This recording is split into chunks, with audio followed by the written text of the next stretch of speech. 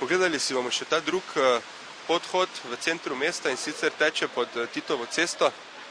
Po vseh informacijah je ta najbolj svetel, najbolj pretočen in tudi najmanj strašen, bomo rekli, za pešce.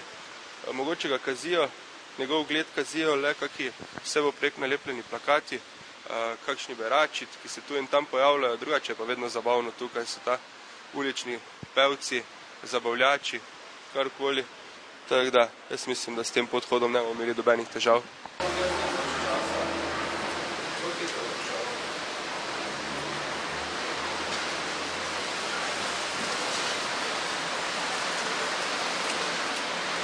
Dober dan, gospa.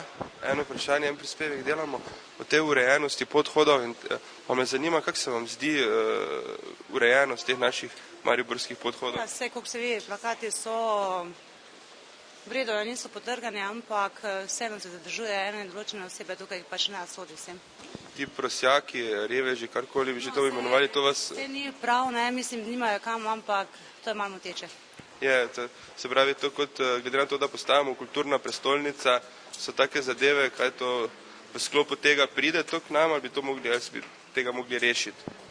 Ja, če se bi dalo rešiti, bi bilo to pozitivno, ne, ampak vprašanje je kam z njimi, ne. Ker večina sploh ni iz naših krajev, v bistvu jih pripeljajo iz vzhodne Evrope. Tako. Hvala lepa. Nahajamo se pred vhodom v podhod pri novi avtobusni postaji v Mariboru. Pred leti je bil ta podhod zgrajen v sklopu tega velikega projekta izgradnje avtobusne postaje, pa nas zanima po vseh teh letih, v kakšnem stanju je ta podhod zdaj, kaj ljudje menijo o njem. Slišali smo, da se bojijo celo zvečer hoditi, ker se dogajajo razne zadeve, pa najboljše, da preverimo to na licu mesta.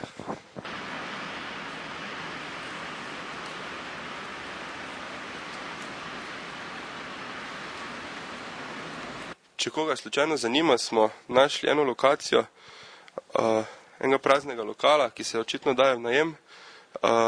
Situacija je taka, da lokal je v bistvu polno opremljen. Imamo še barske stole, mize, celo neke embalaže so tukaj noter. Tako da zdaj lastnika še sicer nismo izbrskali. En klasičnih prizorov te avtobusne postaje. Vidim, mogoče se bo vrnil gospod.